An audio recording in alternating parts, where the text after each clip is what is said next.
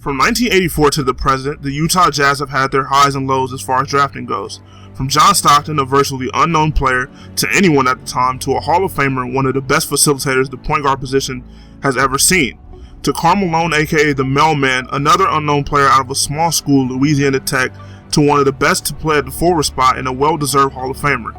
The Jazz's draft picks went up and down during the Stockton-Malone era, to say the least. In 1993, they took Byron Russell, mostly known for the push-off crossover by Michael Jordan, and MJ drained the game winner to go down in history as the final shot.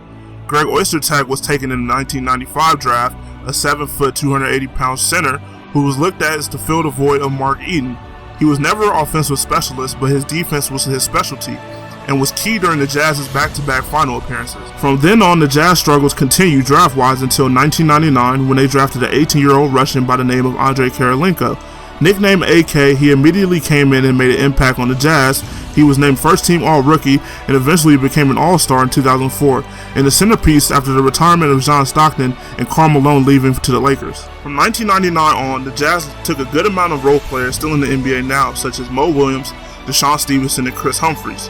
But in the 2005 draft, the Jazz have found their point guard of the future with an Illinois prospect, Darren Williams, also picking up a role player in CJ Miles and making a huge splash in the free agency by acquiring Carlos Boozer, a solid power forward from the Cavaliers.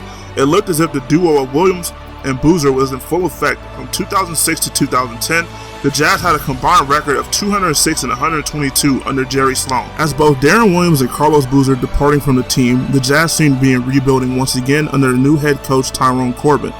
The Jazz looked to be on track after acquiring Devin Harris and the rookie Derek Favors, a promising young big man, and acquiring Al Jefferson through trade with the Timberwolves.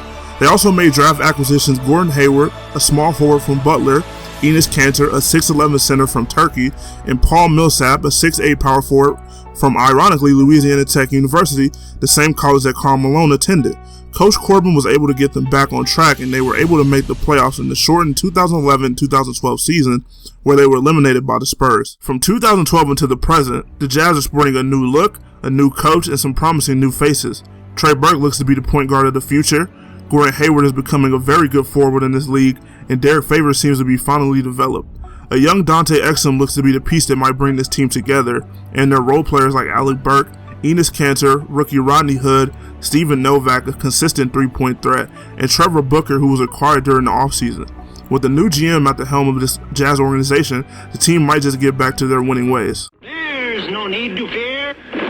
Underdog is here. What is going on, guys? It's your boy Glory D here, aka the underdog of YouTube, and here we are with the MyGM series, or MyGM series, called Here We Build, the Utah Jazz story, or GM trying to get the Utah Jazz back to their glory days. I hope you guys enjoyed the beginning, the little history lesson. I learned a lot myself about the Utah Jazz as well, so very, very inspiring, story. And now we're trying to get them back to that. So you see, we're taking over as head GM of the Jazz, and we're talking to the owner. He's got some goals for us. He wants us to win at least 18 home games. We can definitely do that. I don't see why not. There's good enough talent on this team to win that amount of games, or probably even more. And another thing me and the GM agree on is starting Dante Exum. Yes, he will be my starting shooting guard. I will explain why once we get to the little roster overview, and I will talk to you guys about that. Now, this one I don't agree on, since I'm keeping the roster stock. I'm not doing any trades of anything of that nature. I'm keeping everything the way it is, not changing anything up. So that's what we're not agreeing on. And also the top 15 roster in the NBA. That's kind of a hard thing to do. I had to be honest with him there. But we'll try it. I want to do that with the stock roster. I also do want to make Derek Favors, or at least one Utah Jazz All-Star. I'm thinking Derek Favors or Gordon Hayward. I want to make one of them an All-Star. Both of them could be All-Stars. That'd be amazing. It hasn't been a Utah Jazz in the All-Star game in some time. So I could be wrong about that, but it seems like it. But I want to get one or two of them in the All-Star game. So you see the roster overview. I love the roster that the Utah Jazz has. They're so young, but I feel like there's a lot of talent there. Gordon Hayward, Derek Favors developing. He's only 23 years old. Alec Burks, Trey Burke, Enes Kanter, 6'11", Turkey center. You got Trevor Booker, who was picked up in the offseason. Then the rookie phenom, hopefully Dante Exum. You got Steve Novak, you know, he's always a three-point shooter, always a threat. Rudy Gobert, another young 7'1" center, very good. I want to develop him. Rodney Hood, a good outside shooter. I want to develop him. Jeremy Evans, you already know he has bounce, but he's not going to be getting too many minutes. Toure Murray, another role player. Ian Clark and Dante Jones, which I love this acquisition. He's just a great defensive player. It's only a 1-year deal, so we're not taking too much of a hit on the cap. But as you see, adjusted rotations here, and Alec Burks is going to be my 6th man. Dante Exum is getting the starting position at guard. Trey Burke is way too short to play the 2 guard. He's too short. He's going to get destroyed by taller 2 guards in the league. So Dante Exum is my starting shooting guard, giving him 30 minutes a game. Other than that, not too much touch. Trey Burke, Dante Exum, Gordon Hayward, Derek Favors, Enes Kanter. I don't know if I'm going to keep Enes Kanter or start Rudy Gobert. Enes Kanter's a better overall rating. Even though you see Rudy Gobert, he's going up in rating by 1. He's a 72 right now. But Jeremy Evans is not getting any burn on my team. Rudy Gobert is going to be the backup center. He's going to be getting a lot more PT. I want to develop him. And you see the scout advice. I've never played MyGM, so this is all new for me.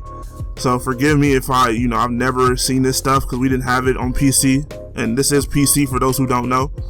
But didn't have this last year, so this is all new to me.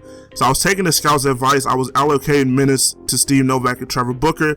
Looks like we satisfied the scout, and that is going to be our lineup for this year. No trades. If I get offered a trade, it's got to be just picks. Anything more than that, I don't even know if I want to do trades. I'm going to stick by and say I won't do trades.